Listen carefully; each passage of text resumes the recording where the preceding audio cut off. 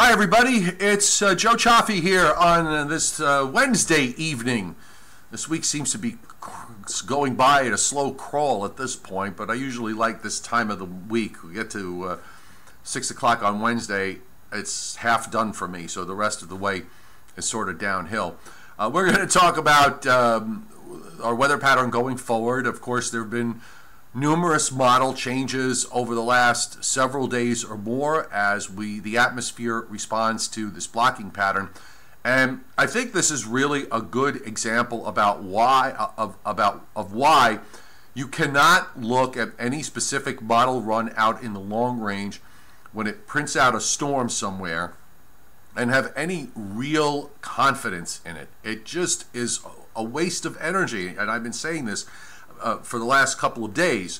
There have been some really radical changes on the models from model to model and from run to run. I have kind of settled on the idea that I think the European probably has the best view of this. I think it's the one that's handling the block the best, and this is the problem. Blocks are very unstable. The models have a really terrible time with them. They make them too strong, they make them too weak, too far north, too far south. And I went back and looked at a number of model runs over the last several days, and it's amazing how run to run, and wasn't even going that far out into the long range, but it is amazing how from run to run you've had these big differences in how the block is handled, and that really is the driver here. The block being handled differently changes everything from top to bottom. Remember yesterday, had all kinds of or the day before, depending on how far out you looked, snow here, ice there. I mean, over one of the model runs, I don't know if it was the earlier model run of the GFS, had all this snow and ice down around day 8 or day 9 across Texas and Oklahoma. I have my doubts that it's going to be there. And in fact, as far as the weather is concerned on a daily basis, I'm thinking, we probably may see nothing more than cold fronts go by for the next week or two, the way things are setting up. There is never, ever a guarantee in a block. Just because you have a blocking pattern does not necessarily mean that you're going to get any kind of big storm. And I think that's the big mistake that a lot of folks make. They just make the general assumption that there's going to be a big storm someplace because there's a block, and it just doesn't work that way. So let me just show you. We'll start off. I'm going to jump ahead for just to illustrate the difference here. So I'm going to jump ahead to the new GFS.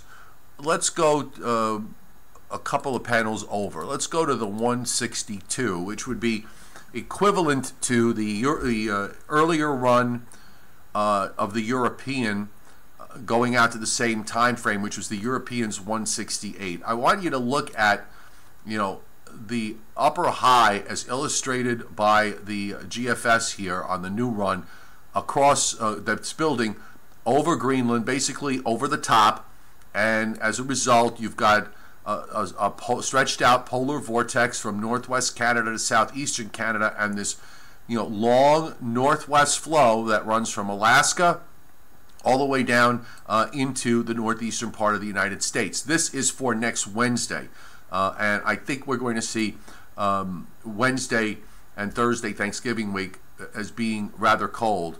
And I want to say thank you to,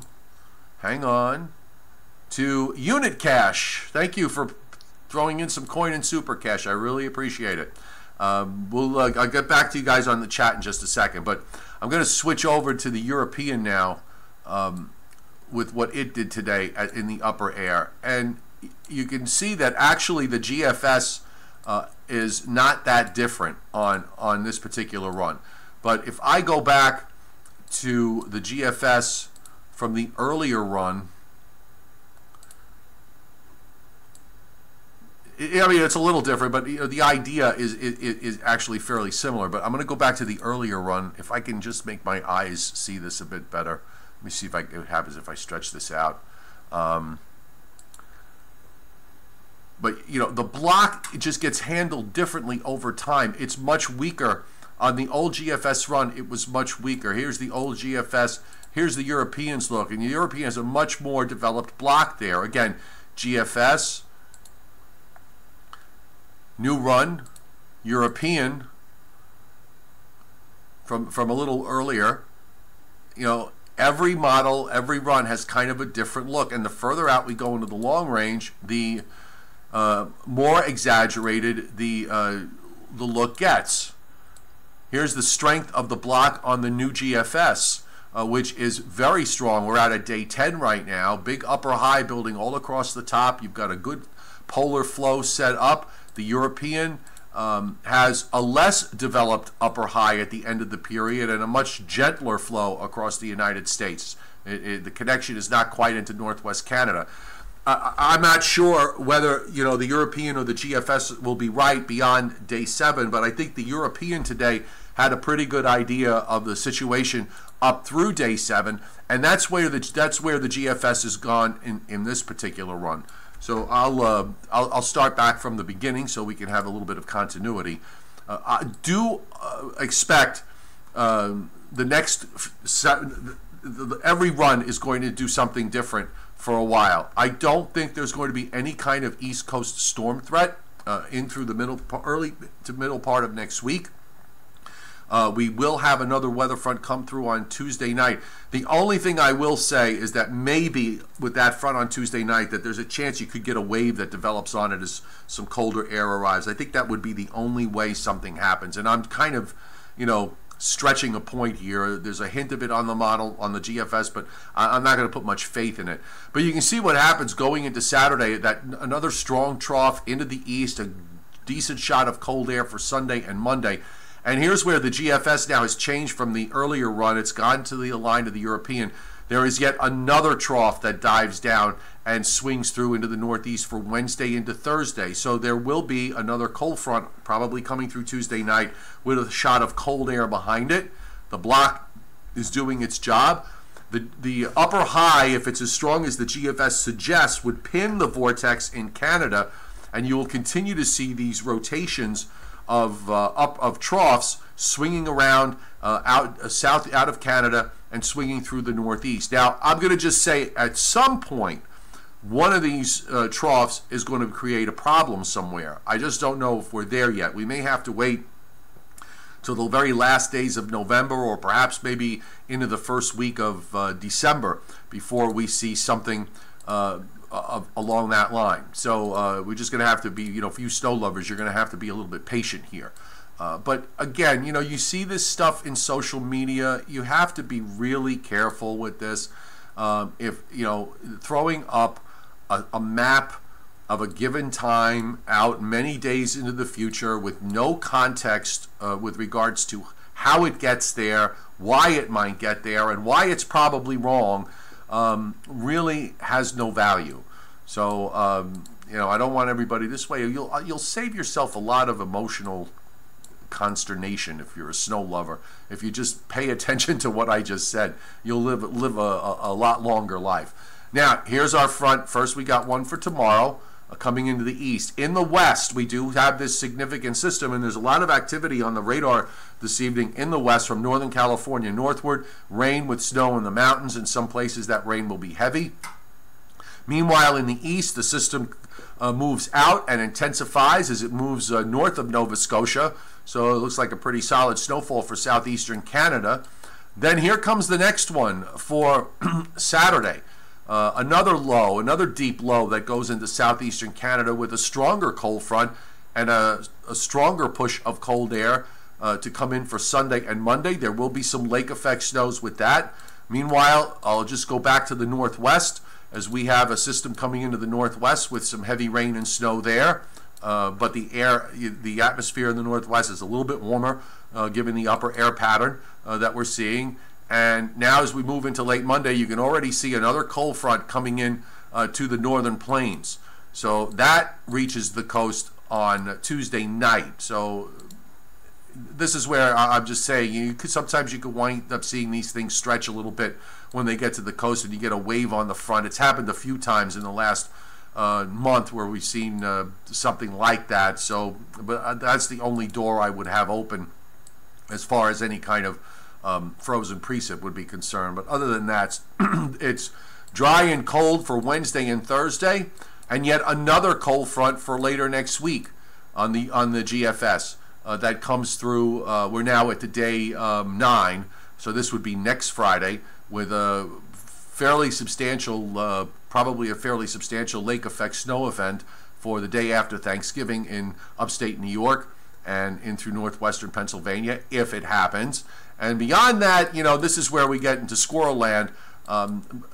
We're probably going to see another system that follows that. That seems to be the signature on the GFS as far as the pattern is concerned. So right now, I would say, you're just going to look at cold front every couple of days coming through here in the east. You're continuing to see action coming into the northwest, and that, the trend is your friend, folks. So until further notice, we're going to leave it. We're going to leave it along those lines. So what does this mean for snowfall? Again, let's not focus on the specifics, but if you want to look at this as a general pattern for where snowfall is going to occur, I would ignore the darker blues or even the lighter blues here and just look at the whitish blue area and then the purple area and the green and white area that's inside the purple area. That's probably more likely to occur. So this is through 10 days, and I'm guessing that this is front end loaded. So why don't we just run it from the beginning, and you can see the snow as we go through the next several days. This is for Thursday into Friday. Then you've got the Saturday, Sunday event. That's really probably what puts down, the more significant lake effect snows. And then as we move on through later next week, the model does show some more lake effect snows going on through parts of the Northeast. In the upper Midwest, we can jump over to that, and we'll take a look at what the snowfall is like on the GFS here. Again, much of this is going to be lake effect, so it isn't really too impressive. Higher amounts as you get into Canada. And, toward the end, you get a streak of snow there, but for the most part, the snowfall here is on the light side. And when we look in the western U.S., so I think I want to take this one. And we'll start this from the beginning. Again, the concentration will be away from coastal areas and into the northern Rockies. Looks fairly significant in some places. This is just a continuation of what has occurred over the last number of weeks here in the northwestern quarter of the U.S. Again, inland of the coast, the mountains, of the Sierra Nevadas, and then on up into the northern Rockies. And not to leave out southeastern Canada, for our viewers that are watching from southeastern Canada, just give me a chance to find the map here, which is always a little problematic. That's actually a very substantial amount of snow going on through much of Quebec and Labrador. We'll take you forward on that. Now, you snow lovers love this stuff. But you can see up through New Brunswick and much of southeastern Canada, away from coastal Nova Scotia and Newfoundland. The snowfall amounts there are not all that impressive, but you start to get up into Labrador and through southeastern Canada, you got some pretty impressive snowfall amounts there. Our buddies in Europe, why don't we take a look and see what you guys are going to see snow-wise over the next 10 days. And, I guess the usual suspect areas continue. Don't see, looks like a pretty good expansion of snow on the GFS throughout almost all of Germany and the eastern portion of France, on up through Poland, and even some snows up in parts of central and northern England and northern Ireland. I'm sure some of that, a good chunk of that is elevation driven, but nonetheless, it does show a fair amount of snow there for the 10-day period. Back to the U.S. we go. I just want to touch on the rain that we may see in terms of rainfall. And I will put up the total accumulated precip, and we'll just kind of run it along These weather fronts in the east are not going to be producing all that much rain, but there is significant rain indicated through parts of interior California, interior northern and central California. We're going out now to day, we're only out 3 days here, so I'm going to go out a little further and in through next week. So now we're into Tuesday of next week. I'll take it to the end of Thanksgiving week. I think that's probably fair. Here's Friday, 18, Saturday. So right through the daytime Friday. So that's through 9 days. Significant rainfall, north central California northward on up the coast of the Pacific Northwest. Also, you can see the heavier liquid amounts up in northern Idaho and into southwestern Canada. In the east, not so much. Some pockets of, again, total of 10 days of about 2 inches, but most of the rainfall is an inch or less. And the southeast looks dry. Most of Florida, not a whole lot of rain over the next 10 days, and hardly any rain, any precip throughout much of western Texas into Oklahoma, Kansas, and through the southwest. So there's just a bit of a dry hole here as far as the next 10 days are concerned. So gonna jump on here with you guys on the live chat and welcome everybody collectively. I hope everybody had a great day on this Thursday. I'm sorry, Wednesday. I'm jumping ahead. I keep hoping that it's Thursday. Scott Olson, why do the models have so much trouble with the blocking? You know what? I think the way to look at it is that since the normal flow, the normal atmospheric flow is generally from west to east, when you have blocking that develops, it kind of breaks up and changes the normal course of things, and nature's going to want to have a tendency to go back to some sort of equilibrium.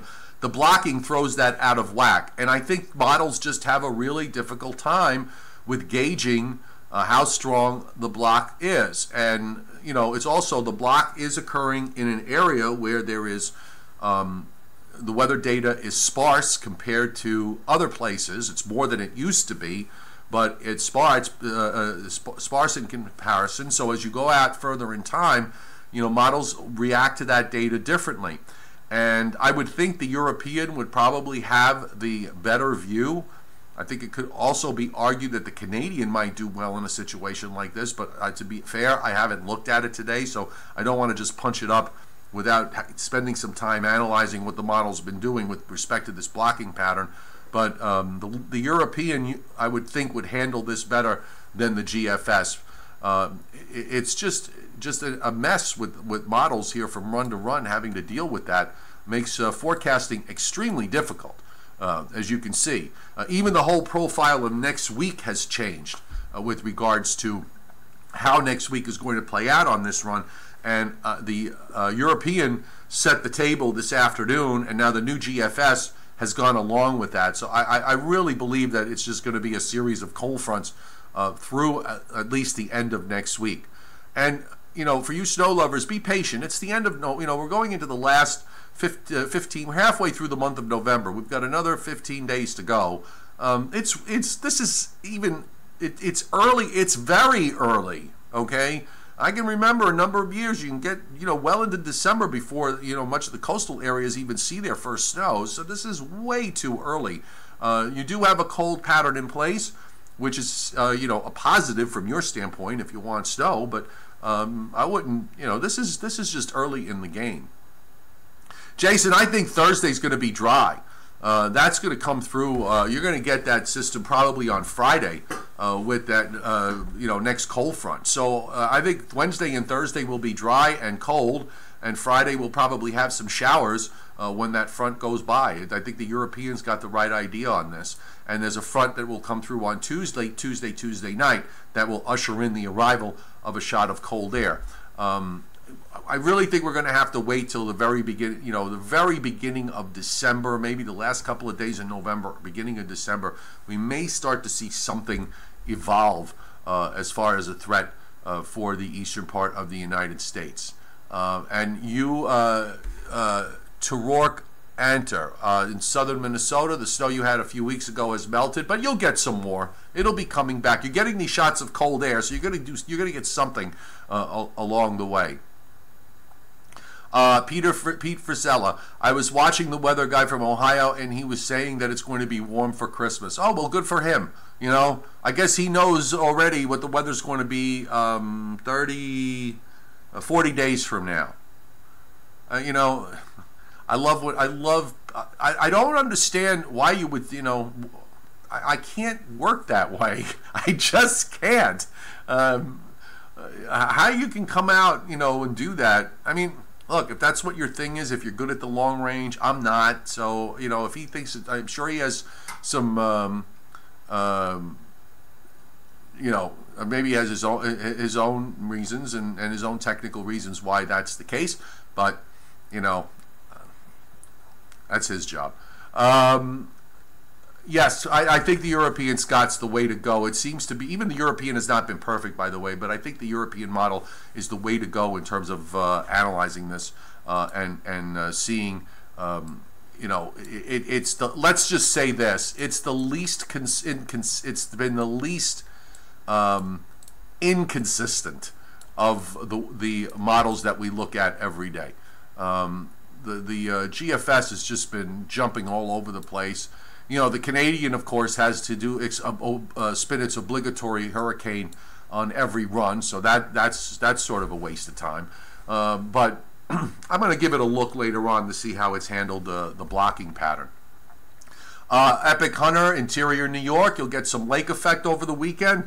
I don't think it's going to be especially crazy. I know there was some talk about some big lake effect event for this weekend a few days ago and before, but the structure of the upper air storm that's going to be swinging through the east is different this time around. It's going to be a little more progressive. In other words, it's going to move along from west to east. It's not going to just get stuck there. So you're going to have a limited amount of lake effect going on, and after that, you'll wait for the next weather system. You'll probably get some more lake effect snows for Tuesday night into early Wednesday. I would not be surprised at all to see that happen. And yes, Raymond, I think it's, well, you know what? Why don't you watch what happens Saturday when that cold front approaches? But I think, yeah, you're probably done with severe weather, but there might be a thunderstorm with that front when it goes by. Yes, John Balance, you know, the long range, remember also, you're not going to get attention unless you forecast a cold, snowy and stormy long-range period. You're just not. So I think there's an inherent bias to want to go out and call for us, you know, with cold and snowy winter. I just avoid it. It's just, to me, I don't see the point. And you know, the pattern will evolve the way the pattern will evolve. I have more fun this way. I get to, you know, I like to watch it happen. I like to get a good feel for what's going on, and not sit here and worry about February. Who cares? Okay, who cares? It's the end of November. Ownage Cubed wants to know the earliest we can see snow for Long Island. I bet you know what? If this pattern holds, I wouldn't be surprised to see something in the first half of December. We didn't have an especially good pattern last year, and we actually saw our first snows around the middle of December of 2 to 4 inches. So you don't have to have a good. You could have a good pattern and not see a flake, by the way, and you could have a bad pattern and you could wind up with snow if the cold is there when the precip arrives. So. But I think, you know, I think those first, we may see something during the first couple of weeks of December. That's a guess on my part. Karen Steed, when do models come out and how often are they posted? You can get models, by the way, Karen, on tropicaltidbits.com. Tropicaltidbits.com. Those are the maps I use. Levi Cowan runs that site. It's his stuff, and it's great. The model runs come out 4 times a day, and different models come out at various times. For example, the NAM model starts coming out around 9 a.m., then 3 p.m., 9 p.m., and 3 a.m. The GFS 4:30 a.m., 10:30 a.m., 4:30 p.m., 10:30 p.m. The European roughly starts at 1 o'clock a.m. and p.m. and goes to 2 o'clock a.m. and p.m. So there's and there are other models that are coming out at all sorts of different times, but those are the majors in terms of what their schedule is. Dio wants to, do I know any other meteorologists use long-range models? I'm not into that because it's too early. Yeah, you know what? There's a lot of folks on, a lot of professionals that look at them for one reason or another. And some of them do it for professional reasons. They might be, dealing with oil and gas companies and that are interested in hedging on the futures markets, farming companies and so on that are trying to figure out, growing seasons, beginning and end. I'm sure a lot of that long-range forecasting gets channeled more to them than, I think what you hear in general on the outside over the general public is something that probably is more designed to get attention rather than have any sort of degree of importance and accuracy. If I had my hands on if I had my hands on something produced by a forecaster for, say, an oil and gas company, I think that would probably have a lot more value as opposed to something that I would just see on social media. The Farmer's Almanac is the Farmer's Almanac. It's just, it really doesn't say anything. It's not useful as a weather source. I wouldn't plan. Let me put it this way: I wouldn't plan my life around their forecast. The forecasts that appear there, they are written in broad generalities so that you can interpret them any way you want. Although there's a lot of stuff in the Farmer's Almanac that's pretty useful: tides, sunrise, sunset, and a few other things.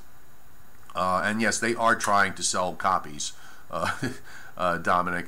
Everybody's trying to sell copies of something. Does La Niña? What does La Niña mean for the winter? Well, that is a variable, and that is a big question.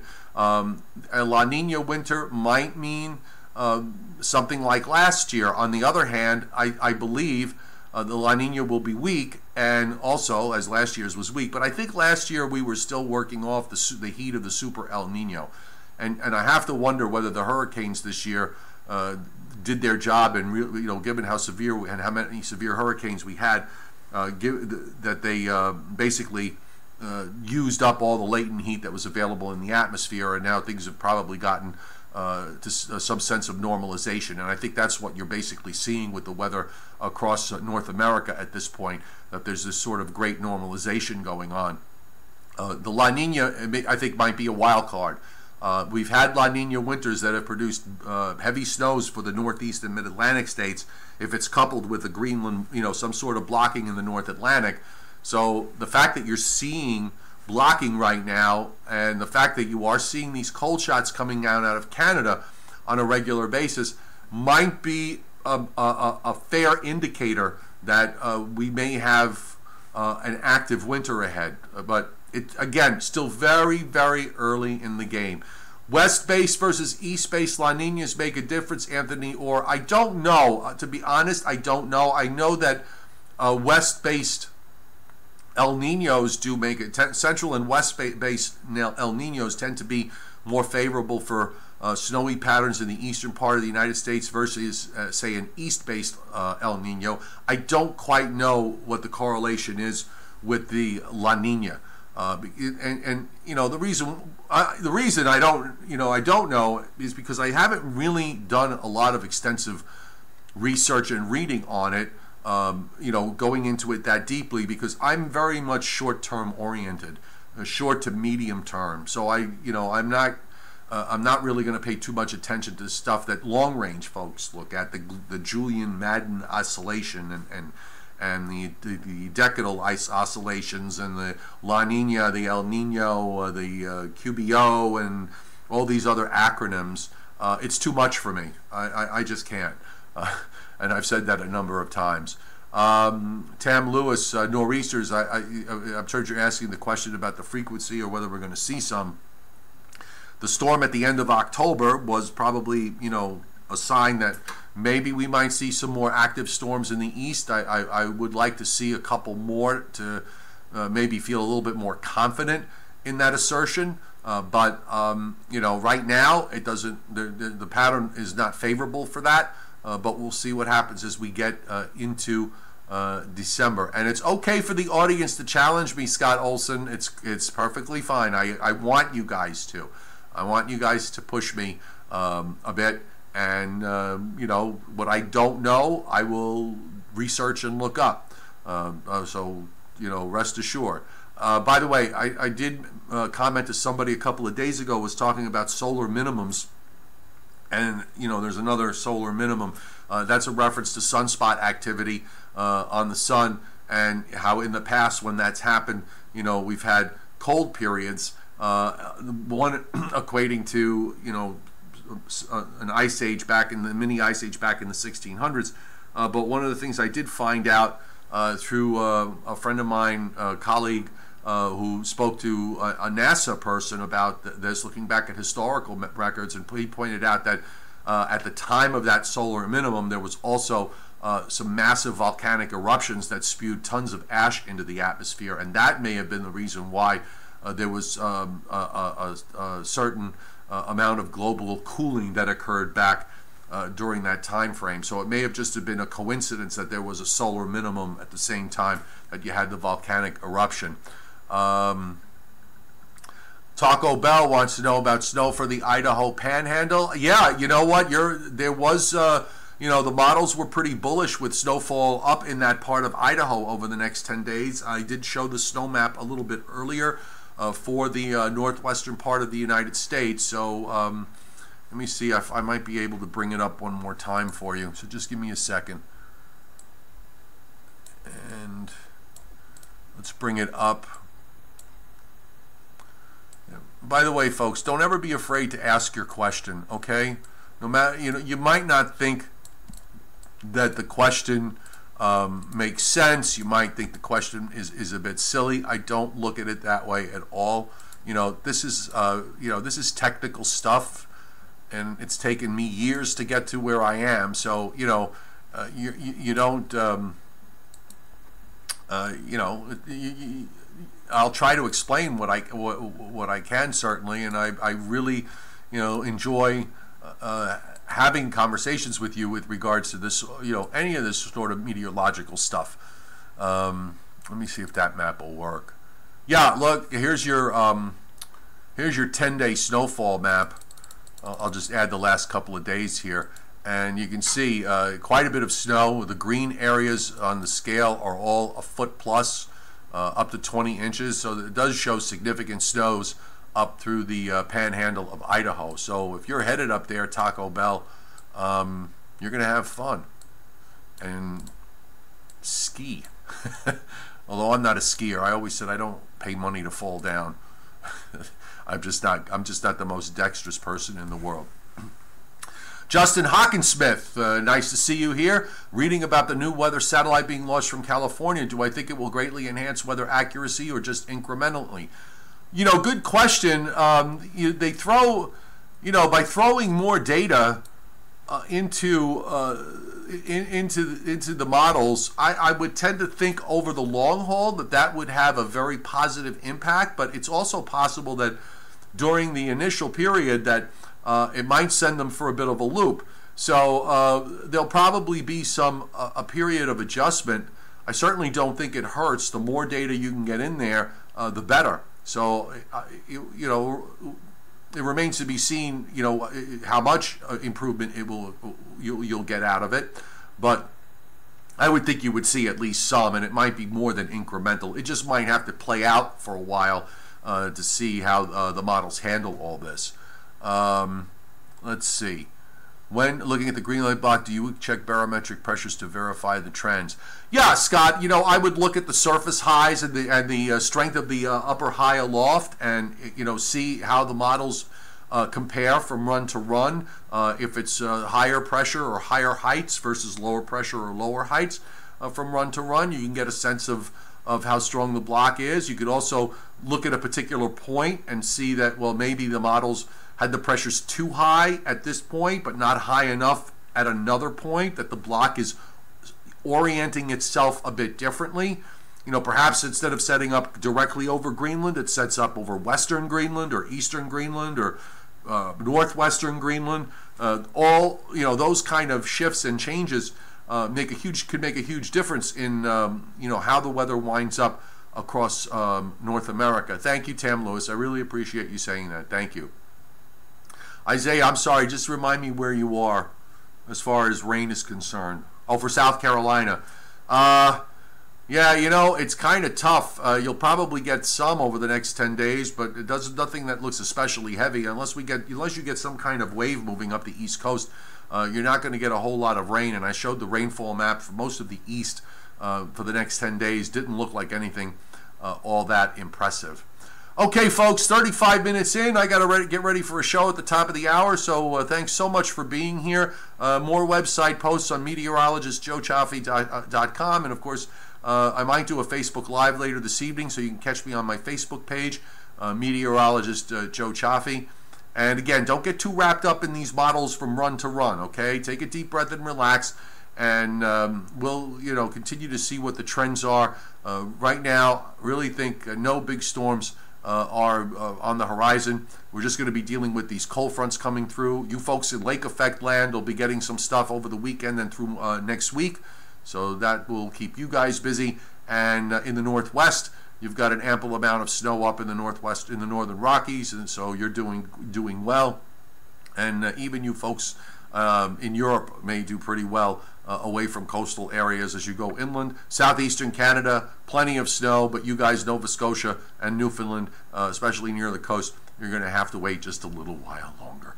All right, have a great evening. We'll talk to you tomorrow.